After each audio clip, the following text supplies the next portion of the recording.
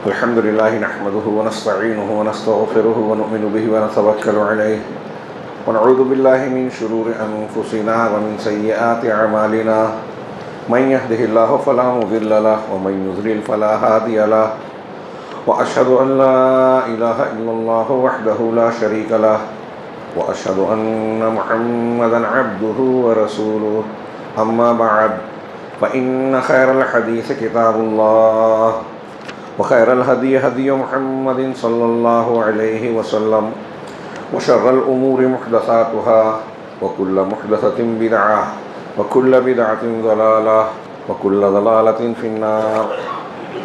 أعوذ بالله من الشيطان الرجيم. بسم الله الرحمن الرحيم. وإذ يمكر بك الذين كفروا ليثبتوك أو يقتلوك أو يخرجوك ويمكر الله والله خير الماكرين.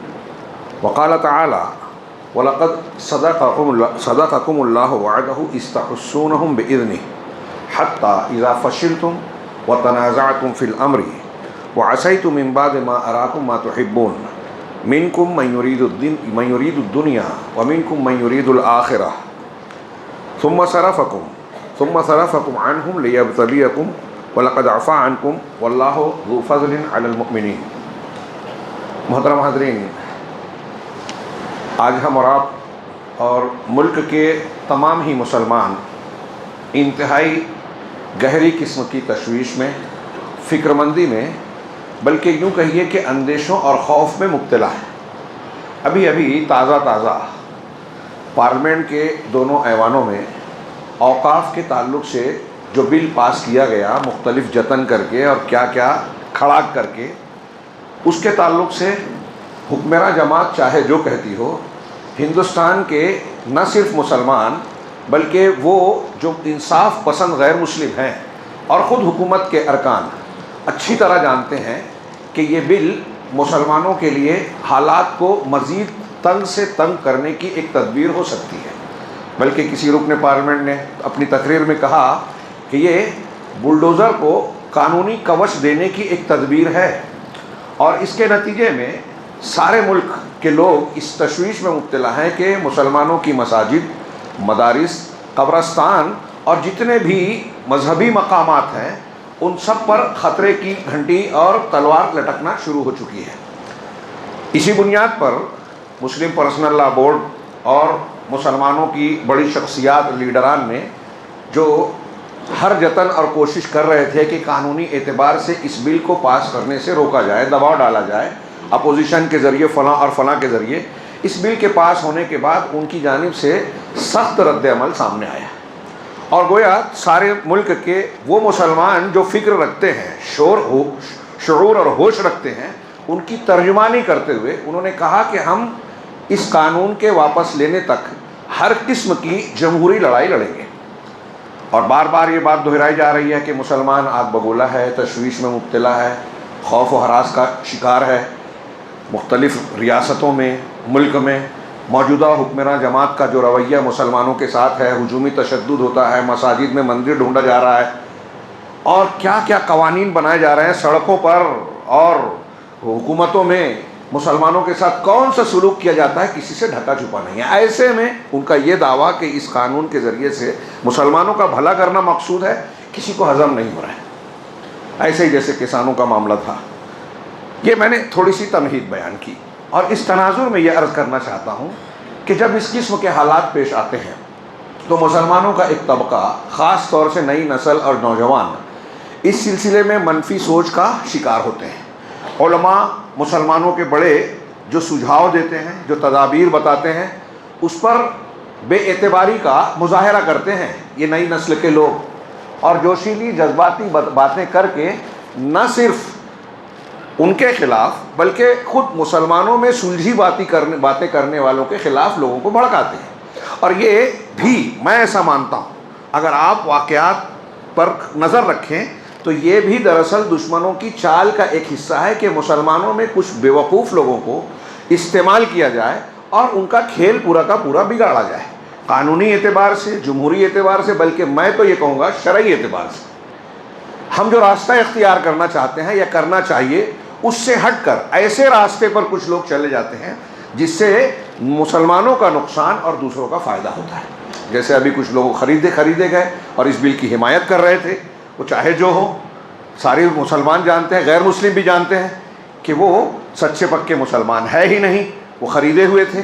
ایسے ہی یہاں بھی ہوتا ہے. فرق یہ ہوتا ہے کہ بعض مرتبہ استعمال ہونے والوں کو یہ پتہ نہیں ہوتا کہ ہم استعمال ہو رہے ہیں. میں ایسے حالات میں مسلمان کیا کرے، آگے کیا کرے، کیا سوچے، اس تناظر میں کچھ باتیں عرض کرنا چاہتا ہوں. اگرچہ یہ کام تھوڑا مشکل نظر آتا ہے، اس میں قربانی دینا پڑتی ہے اپنے جذبات کی، خواہشات کی، اصولوں کو اختیار کرنا پڑتا ہے. اس لیے مسلمانوں میں ہمارے یہاں جو معمول بن چکا ہے، ایک ڈھرا چل چکا ہے کہ ہم اپنی بدعمالیوں، نافرمانیوں، غلط روش کو چھوڑنا نہیں چاہتے. اس لیے یہ جو شریعت، قرآن اور حدیث ہمیں جو حل بتاتے ہیں، مسائل کو حل کرنے کا راستہ بتاتے ہیں، اس کو ہم آسانی سے ہضم نہیں کر پاتے، مشکل نظر آتی ہے. چنانچہ ایک چھوٹی سی موٹی سی بات جو ہم میں کا ہر شخص، نہ صرف کسی ایک مسلک کا نہیں بلکہ سارے مسلمان اس فرمان الہی کو اچھی طرح جانتے ہیں اور اس کا ترجمہ بھی پہچانتے ہیں. اللہ کا یہ فرمان، لَقَدْ كَانَ لَكُمْ فِي رَسُولِ اللَّهِ أُسْوَةٌ حَسَنَةٌ، تمہارے لیے اللہ کے رسول صلی اللہ علیہ وسلم کی شخصیت میں، آپ کی زندگی میں، آپ کی تعلیمات میں بہترین نمونہ ہے. اب یہ نمونہ، جیسا کہ ہمارے یہاں نوجوان سمجھتے ہیں کہ مولوی لوگ بات کرتے ہیں تو ان کی دنیا الگ ہے، سیاست میں، سماجیات میں، ہمارے حالات، واقعات، گھروں میں جو معاملات ہو رہے ہیں اس سے اس کا تعلق نہیں ہے. بہت بڑی غلط فہمی ہے. نبی کریم صلی اللہ علیہ وسلم کی حیات طیبہ اور سیرت طیبہ پر آپ نظر ڈالیے. ہماری زندگی کے نشیب و فراز اور مسائل کو حل کرنے کا بہترین نسخہ ہر سطح اور ہر موڑ پر بیان کرتی ہے. ہماری سمجھ میں نہیں آتا، ہمارے دماغ میں یہ بات نہیں آتی جب اللہ تبارک و تعالیٰ اور رسول اللہ صلی اللہ علیہ وسلم کے فرامین ہم نقل کرتے ہیں کہ جو تقوی اختیار کرے گا، جو ایمان اور صبر کرے گا، دشمنوں کی چالیں ان پر اثر نہیں کرے گی، اللہ کی مدد ملے گی، ہر مصیبت اور پریشانی سے نکلنے کی راہ دے دے گی.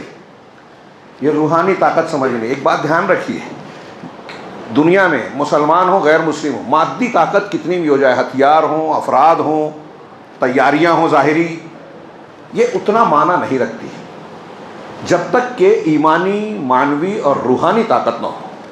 اور روحانی طاقت اگر ہماری آپ کی یا کسی کی مضبوط ہے تو مادی طاقت نہ بھی ہو، اللہ کی مدد کافی ہے. یہ میں ہوائی بات نہیں کہہ رہا ہوں، ہم واقعات پڑھتے ہیں، سنتے ہیں، ہمیشہ دہراتے رہتے ہیں. سیدنا ابراہیم علیہ السلام اکیلے تھے، پوری قوم سے ٹکرا گئے، گھر سے باپ نے نکال دیا، قوم، نمرود وقت کا بادشاہ، سب مخالف ہو گئے، آگ میں ڈالا گیا. کیا ہوا؟ کیا یہ کہانی ہے؟ نہیں، واقعہ ہے. اس واقعے کا معاملہ صرف ایسے ہی ہے سرسری طور سے کہ ہو گیا اور سن لیا، ختم کر دیا؟ نہیں، اللہ تعالیٰ نے اسے دہرایا ہے ہمارے اور آپ کے سبق کے لیے کہ آپ کے خلاف بھی نمرودیت کھڑی ہوگی، قوم کھڑی ہوگی، جلانا چاہے گی آپ کو. تو ابراہیم علیہ السلام کے پاس کیا تھا؟ کون سی قوت تھی؟ یہ نوجوان نسل والے غور کریں، کون سے بھیڑ گئے تھے وہ مقابلے کے لیے؟ اکیلے تھے. کون سی قوت تھی؟ روحانی طاقت تھی، ایمانی طاقت تھی. میں اکثر ابھی کہا کرتا ہوں، حضرت یونس علیہ السلام مچھلی کے پیٹ میں تھے. کیا ذریعہ تھا؟ کون سا نیٹ ورک تھا؟ دعا کا، اللہ تبارک و تعالیٰ سے تعلق کا. جناب محمد رسول اللہ، حضرت موسیٰ علیہ السلام، یہ واقعات ہم پڑھتے ہیں. تو میں عرض کرنا چاہتا ہوں کہ سب سے اہم قوت مسلمانوں کے پاس اگر ہے اور ہونی چاہیے، ضروری ہے، وہ ایمانی طاقت، تقوی کی طاقت. اور اسی پر ہم محنت نہیں کرتے کیونکہ تقوی اور ایمان اختیار کرنا بہت مشکل کام ہو گیا ہے. ابھی ہم رمضان المبارک سے فارغ ہوئے، جس کے روزوں اور عبادات کا بنیادی مقصد بتایا گیا لعلکم تتقون، تاکہ تم متقی بن جاؤ، شریعت کے پابند بن جاؤ.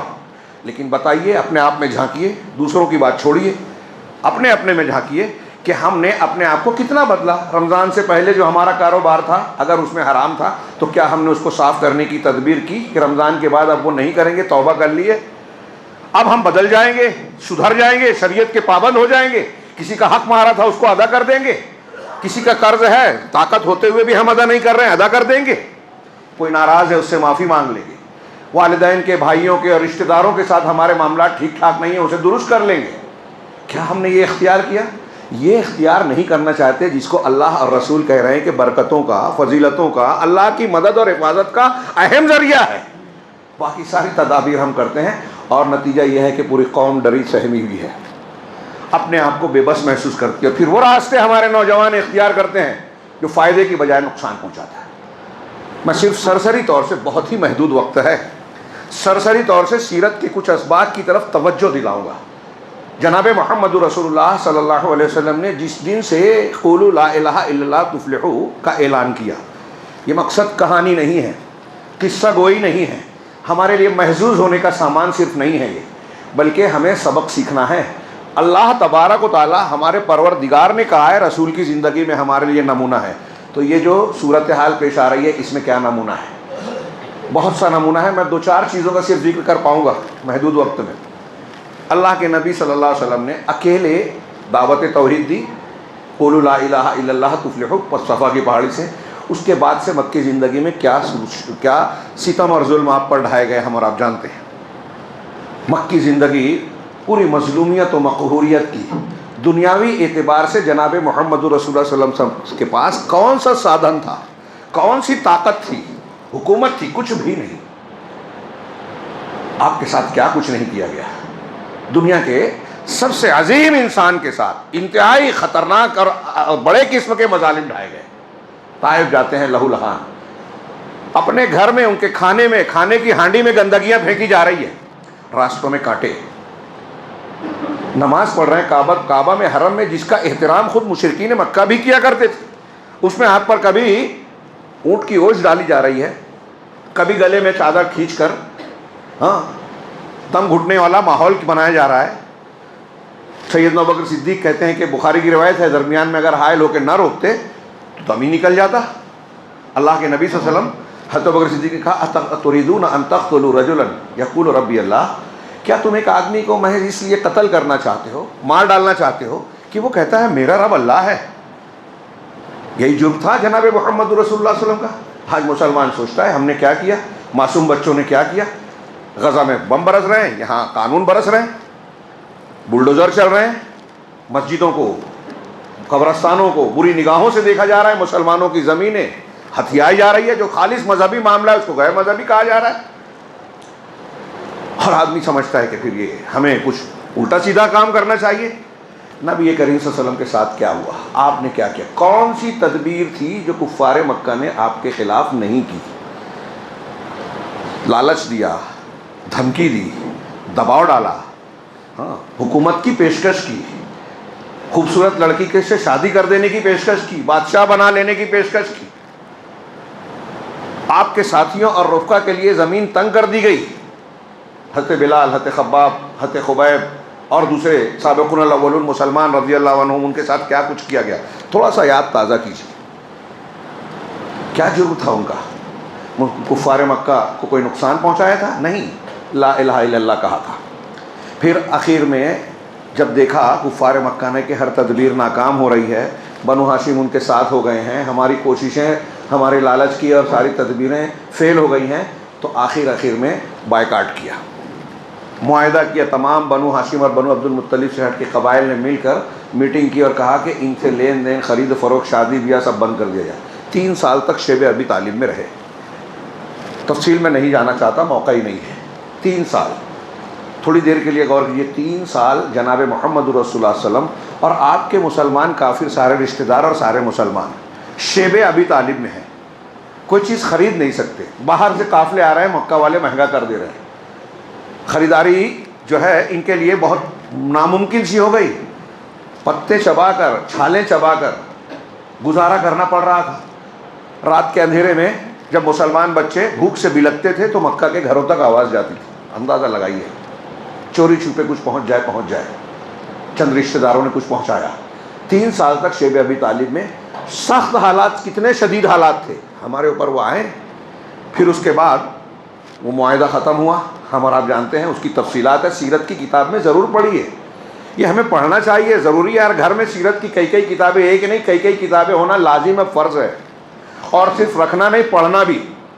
چنانچہ اس کے بعد کیا ہوا، جب مدینہ والوں نے بیعت کر لی، بیعت اول، بیعت ثانیہ، اور استحکام ہوتا جا رہا ہے. حضرت امیر حمزہ مسلمان ہو گئے اور کئی ایسے طاقتور لوگ مسلمان ہو گئے. تو لگا کہ ان کی طاقت تو بڑی مضبوط ہو رہی ہے. میٹنگ کی دارالندوا میں، سازش کی، اس کا تذکرہ قرآن میں سورہ انفال آیت نمبر 30 جو میں نے ابھی پڑھی. وَإِذْ يَمْكُرُوا بِكَ الَّذِينَ كَفَرُوا، اور جب کافر لوگ تدبیر سوچ رہے تھے، مکر کر رہے تھے، سازش کر رہے تھے، داؤ چل رہے تھے، آپس میں تدبیر سوچ رہے تھے. وَإِذْ يَمْكُرُوا بِكَ الَّذِينَ كَفَرُوا، کافر لوگ آپ کے بارے میں تدبیر سوچ رہے تھے. کیا سوچ رہے تھے؟ لِيُثْبِتُوكَ أَوْ يَقْتُلُوكَ أَوْ يُخْرِجُوكَ، یہ 3 رائے آئی تھی، اس کا تینوں کا ذکر قرآن نے کیا کہ آپ کو بندی بنا دیں، یا آپ کو قتل کر دیں، یا آپ کو جیلا وطن کر دیں، مکہ سے نکال دیں. دونوں رائے، جیلا وطنی کی اور بندی بنانے کی رائے رد کر دی گئی کہ اس میں تو بعد میں مسئلہ ہو سکتا ہے. اچھا طریقہ یہ ہے، ابو جہل نے رائے دی کہ سارے قبیلے کے ایک ایک جوان مل کر یکبارگی ایک آدمی کی طرح حملہ کریں، سب میں خون بڑھ جائے گا، بنو ہاشم اور بنو عبد المطلب جو ہے سب سے لڑ نہیں پائیں گے، دیت دے کے چھٹکارا لے لیں گے. یہ طے ہوا. اور پھر شب ہجرت اللہ کے نبی صلی اللہ علیہ وسلم کے گھر پر سارے قبیلے کے لوگوں نے تلواریں لے کر گھیرا ڈالا. واقعہ ہم جانتے ہیں.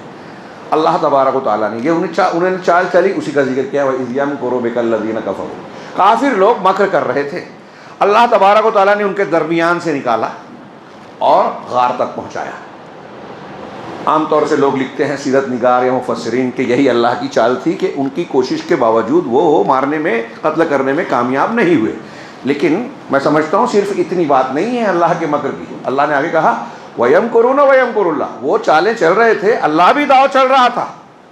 یہ کوئی عیب نہیں ہے کہ ان کے مکر کا جواب دے رہا تھا اللہ تعالیٰ. وَيَمْكُرُونَ وَيَمْكُرُ اللَّهُ وَاللَّهُ خَيْرُ الْمَاكِرِينَ، اور اللہ سب سے بہترین تدبیر چلنے والا ہے. اللہ کی تدبیر کیا ہوئی؟ آپ گھر سے غار پہنچے، ڈھونڈنے والے جب 100 اونٹ کے انعام کے لالچ میں ہر طرف تلاش اور جستجو مچی تو کچھ لوگ غار تک بھی پہنچ گئے. سیدنا ابوبکر صدیق نے کہا کہ اللہ کے رسول صلی اللہ علیہ وسلم اگر وہ پیر کی طرف دیکھ لیں تو ان کی نگاہ ہم پر پڑ جائے گی. نہایت اطمینان کے ساتھ جناب محمد رسول اللہ صلی اللہ علیہ وسلم نے کیا جواب دیا؟ ما ظنک یا ابا بکر باثنین اللہ ثالثہما، اے ابو بکر ان دو کے بارے میں آپ کا کیا خیال ہے جن کا تیسرا اللہ ہے. لا تحزن، اب یہ جملہ قرآن نے بھی نقل کیا سورہ توبہ میں، لا تحزن ان اللہ معنا، ڈرو نہیں، غم زدہ نہ ہو، اللہ ہمارے ساتھ ہے. بس یہ ایک جملہ دھیان رکھیے، اللہ ہمارے ساتھ ہے. ہم کو اور آپ کو ایسا بننا ہے کہ ہم بھی کہہ سکیں اللہ ہمارے ساتھ ہے. اور جب اللہ ہمارے ساتھ ہوگا تو پوری دنیا ایک بال نہیں اکھاڑ پائے گی اگر اللہ نہیں چاہے گا. اللہ ہمارے ساتھ ہے، یہی جملہ سیدنا موسیٰ علیہ السلام نے تقریباً اس وقت کہا تھا. ہاں، سورہ اعراف میں پڑھیے منظر، جب ایک طرف آل فرعون اپنے لشکر کے ساتھ آیا اور بنی اسرائیل کے ٹوٹے پھوٹے بچے، بوڑھے، عورتیں سب آپ کے ساتھ تھے، غلامی کی زندگی سے نئے نئے نکلے ہوئے، جو ایک زمانے تک فرعون کے غلام تھے. ایک زمانے تک موسیٰ علیہ السلام کو دیکھ کر بھی شکایتیں کرتے تھے کہ آپ کے آنے سے پہلے بھی ستائے گئے، آپ کے آنے کے بعد بھی، ہمارا کیا بھلا ہوا. ہاں، بڑی عجیب قوم، وقت نہیں ہے کہ میں تفصیل میں جاؤں. جب انہوں نے دیکھا فلما ترا الجمعان، قرآن نے کہا جب دونوں جماعتیں ایک دوسرے کو دیکھ لی، آمنا سامنا ہو گیا، تو قال اصحاب موسیٰ انا لمدرکون، موسیٰ کے ساتھیوں نے کہا کہ اے موسیٰ ہم تو گھیر لیے گئے. حضرت موسیٰ نے کہا کلا، قال کلا ان معی ربی سیہدین، میرے ساتھ میرا رب ہے. اللہ کے رسول نے کہا لا تحزن ان اللہ معنا. حضرت موسیٰ نے کہا ان معی ربی سیہدین، میرے ساتھ میرا رب ہے، وہ راستہ نکالے گا، راستہ دے گا، اور دیا. اللہ تعالیٰ نے کہا اپنے عصا کو پانی پر مارو. اب دیکھیے پانی پر مارنے سے کیا ہوتا ہے ایسا، لیکن اللہ کو راستہ بنانا تھا، بغیر پانی پر مارے بھی اللہ تعالیٰ راستہ بنا سکتا تھا. اہل علم نے لکھا کہ اس کا مطلب یہ ہے کہ حضرت موسیٰ سے کہا پانی پر عصا مارو. ایک انسان مسلمان جو کر سکتا ہے، آپ کی ہماری طاقت میں جو ہے ہمیں وہ کرنا چاہیے، نتیجہ اللہ دے گا. پانی پر مارا، راستہ بنا. اصحاب موسیٰ اور موسیٰ علیہ السلام نکل گئے، آل فرعون اسی میں گئے اور غرق ہو گئے. یہ کوئی کہانی نہیں ہے، واقعہ ہے اور عبرت ناک. قرآن نے اسی لیے بار بار ذکر کیا. اسی واقعے کی مناسبت سے عاشورہ کا روزہ رکھا جاتا ہے کہ ہم اس واقعے کو تازہ کریں، یاد کریں کہ ایسے مواقع پر ہمیں اس سے سبق ملے. مگر ہم روایتی اور ظاہری قسم کے دین پر عمل کا پیرا ہونے والے ہو گئے. اللہ کے رسول صلی اللہ علیہ وسلم نے کہا، یہاں بھی مدد فرمائی. اور اسی آیت میں آپ آگے پڑھیے کہ اللہ تعالیٰ نے ایسے لشکر کو بھیجا ان پر، فانزل اللہ سکینتہ علیہ، فانزل اللہ علیہ سکینتہ، اللہ نے ان پر اپنی سکون کو اور سکینت کو نازل کیا، اور ایسے لشکر سے مدد فرمائی جس کو تم نہیں دیکھ سکتے، فرشتوں کے ذریعے غار میں، گھر سے نکالا، غار میں پہنچایا۔ اب غار سے مدینہ پہنچ رہے ہیں، مدینہ پہنچنے کے 7ویں سال، 7 سال بعد، 7 سال 8ویں سال میں اللہ کے نبی صلی اللہ علیہ وسلم 10,000 کا لشکر لے کے، گروہ لے کر مکہ لوٹ رہے ہیں۔ بیچ میں کتنے واقعات آئے، کیسے کیسے نشیب و فراز، بدر ہوئی، احد ہوئی، احزاب ہوئی، بنو قریظہ، کیا کیا ہوا۔ اس کے بعد آپ آ رہے ہیں فاتحانہ۔ اہل علم نے کہا یہ اللہ کا مکر تھا، وَيَمْكُرُونَ وَيَمْكُرُ اللَّهُ۔ جس گھر سے، جس شہر سے مکہ سے اللہ کے نبی صلی اللہ علیہ وسلم اور ابوبکر صدیق کو نکالا گیا، انعام رکھا گیا تھا، یہاں سے آپ کو نکلنا پڑا تھا، وہاں فاتحانہ اتنی بڑی تعداد میں لوٹ رہے ہیں، اور جن لوگوں نے آپ کو قتل کرنے کا منصوبہ بنایا تھا یا تو بھاگ گئے یا مر گئے یا پھر راستہ، یا پھر جو ہے اسلام قبول کرنے پر مجبور ہوئے، مجرمین کی طرح آپ کے سامنے کھڑے تھے فتح مکہ کے دن۔ یہ اللہ کا مکر۔ لیکن اس پیریڈ میں آپ کو کتنی قربانی دینا پڑی اس نتیجے کے لیے؟ اگر ہم چاہتے ہیں کہ ہم کامیاب ہوں، دشمن ناکام ہو، اس کی چالیں بیکار ہو جائیں، تو اس کے لیے ایسا نہیں ہوتا کہ آج آپ نے کوئی کام کیا، دعا کی اور کل کامیابی مل گئی۔ نبی کریم صلی اللہ علیہ وسلم کو بھی تقریباً 8 سال گزارنے پڑے، مکہ سے مدینہ گئے، تدبیریں اختیار کی، پلاننگ کی، منصوبہ بندی کی، قربانیاں دی، مقابلہ کیا، جو کچھ تدبیریں تھیں، امتحانات سے گزرنے کے بعد اپنے ایمان کو، اپنے حوصلے کو، اپنے استقامت کو دکھایا اللہ کے سامنے، اور اس کے بعد اللہ کی مدد آئی۔ مدد پہلے ہی نہیں آ جاتی، قربانی دینا پڑتی ہے، اس کے بعد آتی ہے۔ یہ واقعہ ہجرت دیکھیے، قرآن نے اس کا ذکر کیا، وَيَمْكُرُونَ وَيَمْكُرُ اللَّهُ۔ اس کے بعد آگے بڑھیے، مدینہ پہنچے، مدینہ پہنچنے کے بعد بھی سازشوں کا سلسلہ، حملوں کا سلسلہ رکا نہیں، چلتا رہا، تناؤ چلتا رہا، جنگ کی کیفیت تھی۔ بدر کا معرکہ پیش آیا۔ بدر میں مسلمان قافلے کے چکر میں گئے تھے، مٹ بھیڑ ہوئی لشکر سے۔ سورہ انفال کا بیشتر حصہ، بلکہ تقریباً پورا حصہ، پوری سورہ انفال لگ بھگ، تھوڑا کچھ چھوڑ کر، پوری سورہ غزوہ بدر کے تناظر میں نازل کی گئی۔ پڑھیے اسے۔ اللہ تعالیٰ نے اپنے کلام میں اتنی تفصیل بیان کی، تو بیکار چیز نہیں ہے، ہمارے آپ کے درس کے لیے، کہ فتح و شکست کے، نصرت و مدد کے کیا اسباب ہوتے ہیں بدر میں نظر آئے گا۔ فرشتے کیوں نازل ہوئے، اللہ کی مدد کیوں آئی۔ فضائے بدر پیدا کر، فرشتے تیری نصرت کو اتر سکتے ہیں گردوں سے قطار اندر قطار اب بھی۔ آج کے ماحول میں ہمیں وہاں بھی سبق ملتا ہے، اللہ کی مدد کیسے آتی ہے۔ نبی کریم صلی اللہ علیہ وسلم گڑ گڑا رہے ہیں، اگر یہ گروہ ہلاک ہو گیا تو زمین میں تیری عبادت نہیں ہوگی۔ کیوں کہا تھا آپ نے؟ پس منظر دیکھیے، مشرکین مکہ خار کھائے بیٹھے ہیں، اندر منافقین موجود ہیں، آس پاس بدو اور مشرک قبائل ہیں، یہودی قبائل ہیں، 3 بڑے اور بڑے طاقتور اور پیسے والے، سب چاہ رہے ہیں کہ مسلمانوں کی حکومت نہ بنے، اکھاڑ کر پھینک دیا جائے، اور کوشش بھی کر رہے تھے، چالیں بھی چل رہے تھے۔ اگر بدر میں مسلمان شکست کھا جاتے تو کوئی نیا مسلمان ہونے کی ہمت نہیں کرتا، ہر دشمن مدینہ پر حملہ آور ہوتا، اینٹ سے اینٹ بجا دیتا۔ آگے چلیے، احد میں یہ قرآن نے سورہ آل عمران میں تقریباً 60 آیتیں نازل کی ہیں غزوہ احد کے۔ میں نے اس کا ایک آیت پڑھی آپ کے سامنے، آیت نمبر 153۔ اس سے پہلے پڑھی کہ رسول پکار رہے تھے، تم بھاگے چلے جا رہے تھے، ایک دوسرے کی طرف متوجہ بھی نہیں ہو رہے تھے، لیکن ابتدا میں اللہ نے کہا کہ وَلَقَدْ صَدَقَكُمُ اللَّهُ وَعْدَهُ، اللہ نے تو اپنے وعدے کو سچ کر دکھایا۔ اِسْتَحُسُّونَهُمْ بِإِذْنِهِ، جب تم انہیں اللہ کی توفیق سے کاٹے جا رہے تھے۔ غزوہ احد میں بھی مسلمانوں کے 3 پٹ سے زیادہ تھے، 1000 مدینہ سے نکلے، 3000 ادھر سے آئے۔ مقام شوط پر ایک دوسرے کو جب دیکھ رہے ہیں، عبداللہ بن ابی بن سلول اپنے ساتھ 300 لوگوں کو لے کر واپس لوٹ گیا، 1000 سے 700 ہو گئے مسلمان۔ اس وقت جب کہ دشمن نظر آ رہا ہے، مدینہ میں یہ رک سکتے تھے، لیکن دشمن کا حوصلہ بڑھانے اور اپنے لوگوں کا حوصلہ توڑنے والا کام، جیسے یہاں بل کو پاس کرانے، بل کی تائید کرنے کے لیے کچھ مسلمان ہوتے ہیں، عبداللہ بن ابی بن سلول کے گروپ کے، ایسے لوگ ہوتے ہیں، ہر زمانے میں رہیں گے، اور پوری تاریخ میں ایسے لوگوں نے ہمیشہ نقصان پہنچایا ہے اور رہیں گے۔ یہ ہمارا امتحان ہے۔ پڑھیے ان آیتوں کو پڑھیے، ٹائم نہیں ہے، میں اس پر بحث نہیں کر سکتا، واقعات بیان نہیں کر سکتا۔ یہ آیت میں نے ایک آیت پڑھی، پھر کیا ہوا، حتی اذا فشلتم، مسلمانوں کی کمزوری بتائی اللہ نے، اور پھر اسباب بتائے کہ فتح کا نقشہ بدل کیوں گیا۔ حتی اذا فشلتم، جب تم نے پست ہمتی دکھائی، کمزور پڑ گئے، وَتَنَازَعْتُمْ فِي الْأَمْرِ، اور آپس میں اختلاف کیا. نبی کریم صلی اللہ علیہ وسلم نے 50 تیر اندازوں کو پچھلی گھاٹی پر بٹھایا تھا کہ ہمارا کچھ بھی ہو، ہار ہو جیت ہو، ہماری لاشوں کو پرندے نوچ لیں لیکن اس جگہ سے نہیں ہٹنا. لیکن جب فتح کا منظر ہوا، دشمن بھاگنے لگا، کچھ مسلمان میدان میں جو ہے مال غنیمت سمیٹنے لگے، تو یہاں اختلاف ہوا. اختلاف یہ تو اجتہادی تھا، ظاہری تھا. ہاں، اللہ کے نبی صلی اللہ علیہ وسلم کے کئی صحابہ نے کہا کہ مقصد جو تھا پورا ہو گیا، اب ہمیں جاننا چاہیے، ہمیں بھی غنیمت سمیٹنا چاہیے. اختلاف ہوا.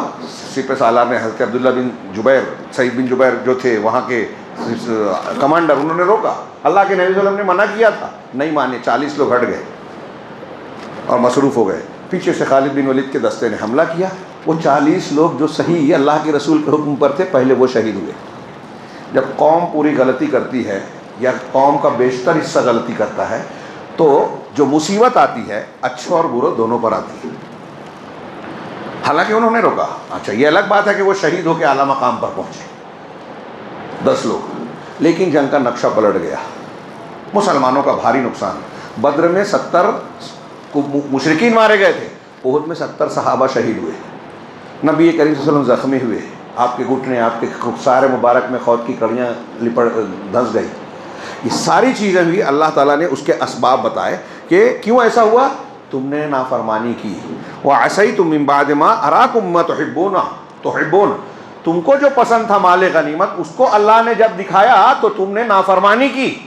مِنكُم مَّن يُرِيدُ الدُّنْيَا، اللہ نے فرمایا کہ تم میں کچھ ایسے تھے جو دنیا چاہتے تھے مال غنیمت کے پیچھے لگ کے. وَمِنكُم مَّن يُرِيدُ الْآخِرَةَ، اور کچھ ایسے تھے جو آخرت چاہتے تھے، یعنی مال اللہ کے رسول صلی اللہ علیہ وسلم کے حکم سے ٹلے نہیں، ہٹے نہیں، وہ آخرت چاہتے تھے.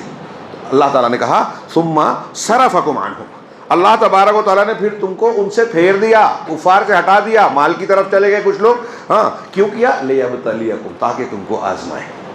غور کیجئے، یہ حکمت ہے. یہاں نقطے کی بات جو ہم کو سمجھنا چاہیے کہ اللہ تبارک و تعالیٰ دنیا میں مسلمانوں کو، یہاں تک کہ نبیوں کو بھی صرف فتح ہی فتح نہیں دیتا. آدمی سوچتا ہے ارے ہم حق پر ہیں، ہمارا دین سچا ہے، ہم اللہ کو مانتے ہیں، اتنی دلیلیں ہیں، قرآن ہے، نبی کریم صلی اللہ علیہ وسلم کی سیرت طیبہ ہے، پھر بھی ہم دب رہے ہیں، پھر بھی ہم مارے کچلے جا رہے ہیں، ہمارے خلاف قانون بن رہا ہے، قتل کیے جاتے ہیں، دعائیں قنوت پڑھتے ہیں، قنوت نازلہ پڑھتے ہیں، یہاں سے لے کر حرم تک، پھر بھی جو ہے مظالم کا سلسلہ تھمتا نہیں ہے. یہ اللہ رب العالمین کی حکمت ہے. وَتِلْكَ الْأَيَّامُ نُدَاوِلُهَا بَيْنَ النَّاسِ، ہم لوگوں کے درمیان الٹ پھیر کرتے ہیں ان دنوں کو. یہاں اللہ تبارک و تعالیٰ کہ تم کو آزمائے اللہ. اور اگلی آیت میں، آیت نمبر 154 میں اللہ تبارک و تعالیٰ نے آخر میں کہا، لمبی آیت ہے، اس میں کہا وَلِيَبْتَلِيَ اللَّهُ مَا فِي صُدُورِكُمْ وَلِيُمَحِّصَ مَا فِي قُلُوبِكُمْ، تاکہ تمہارے دلوں میں جو کچھ ہے اللہ تعالیٰ اسے آزما لے، اور تمہارے دلوں کو، تمہارے سینوں کو آزما لے، تمہارے سینوں کے اندر کی چیز کو، اور تمہارے دل کو خالص کر دے، چھانٹ دے، صاف کر دے. یہ مصیبتیں پریشانیاں آتی ہے تو سچا مسلمان منافقین سے، کچے آدمی سے الگ ہوتا ہے. یہ بھٹی ہے صحیح اور غلط، کھرے اور کھوٹے کو الگ کرنے کی. یہ اللہ تعالیٰ فرما رہا ہے واللہ علیم بذات الصدور، اور اللہ دلوں کے بھیدوں کو جاننے والا ہے. یہ غزوہ احد ہے، وقت ختم ہو گیا. غزوہ احد ہے. صلح حدیبیہ آگے چل کے دیکھیے. اللہ کے رسول 1400-1500 صحابہ کے ساتھ عمرے کی غرض سے آئے، حدیبیہ کے مقام پر پڑاؤ ڈالا. صحیح راستے پر خالد بن ولید 200 سواروں کے ساتھ روکنے کے لیے راستہ کھڑے تھے. آپ نے مقابلہ نہ کرتے ہوئے راستہ بدلا، حدیبیہ پر پڑاؤ ڈالا. حضرت عثمان کو بعد میں بھیجا صلح کے لیے. جو کچھ ہوا وہاں درمیان میں واقعات کیا ہوئے، 70-80 لوگ حملہ کرنا چاہے، سب گرفتار ہوئے، اللہ کے رسول نے چھوڑ دیا. سورہ فتح میں اس کا ذکر ہے. پھر اس کے بعد آخر میں مکہ والوں نے صلح پر رضامندی ظاہر کی. سہیل کو بھیجا، سہیل بن عمرو کو، اور کہا کہ صلح کریں. اس میں ایک شرط پہلی اور ضروری تھی کہ اس سال آپ نہیں آئیں گے، تاکہ عرب والوں کو میسج نہ جائے کہ جبران مسلمان آ گئے اور کفار مکہ کی قوت طاقت نہیں رہ گئی. اس طریقے سے اس سال نہیں آئے. پھر اس میں جو شیکیں تھیں اس میں بظاہر لگتا تھا مسلمان دب کر مان رہے ہیں کہ اگر ہمارا کوئی آدمی آپ کے پاس آئے مسلمانوں کے تو آپ کو لوٹانا ہوگا، آپ کا کوئی آدمی ہمارے پاس آئے تو ہم نہیں لوٹائیں گے. 10 سال جنگ کا معاہدہ بند. ان ساری شیکوں کا تجزیہ کیا جائے، سیرت کی کتاب پڑھیے تو آپ کو محسوس ہوگا کہ بظاہر اس میں مسلمان دب رہے تھے، لیکن حقیقت میں کفار مکہ دب رہے تھے. ابھی کئی الزامات مسلمانوں پہ تاریخی اعتبار سے لگا. دیکھیے کہ غیر مسلم لوگ بتا رہے ہیں کہ یہ جھوٹ پھیلایا جاتا ہے. کچھ چیزیں ہم سمجھتے ہیں کہ یہ پروپیگنڈا کیا جا رہا ہے، لیکن آج AI کے زمانے میں اب بتایا جا رہا ہے کہ آپ کہتے ہو کہ فلاں بادشاہ مندر توڑتا تھا، ارے اس تو مندر کو دان دیتا تھا، ہاں مندروں کو تعمیر کیا، وہ مسلمانوں کے اعتبار سے سوالیہ نشان ہے اس پر. تو خیر یعنی الٹا تاریخی اعتبار سے حقائق سامنے آتے ہیں. بعض مرتبہ ہم سوچتے ہیں ڈنمارک میں جو ہے اللہ کے رسول کے خلاف جو ہے کارٹون بنے، احتجاج ہوا، غلط تھا، لیکن اس کے بعد وہاں سیرت پڑھ کر کئی ہزار لوگوں نے اسلام قبول کیا. تو کبھی کبھی خیر میں شر میں خیر ہوتا ہے، ہم سمجھ نہیں پاتے.